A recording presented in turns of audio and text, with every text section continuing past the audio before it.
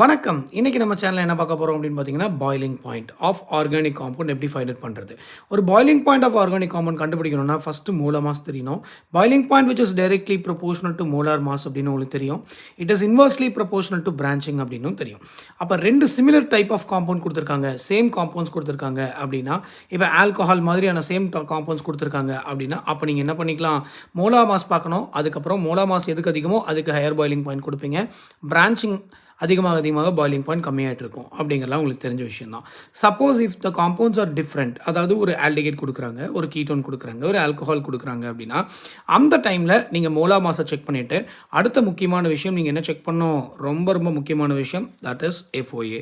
FOA is nothing but the force of attraction. Force of attraction hydrogen பாண்டிங்காக இருக்கலாம், dipole இன்ட்ராக்ஷனாக இருக்கலாம், அதே மாதிரி வாண்டர் வால்ஸ் ஃபோர்ஸ் ஆஃப் அட்ராக்ஷனாக இருக்கலாம். ஸோ இதை பேஸ் பண்ணி நீங்கள் என்ன பண்ணிக்கலாம்? பாய்லிங் பாயிண்ட்டை கொடுத்துக்கலாம்.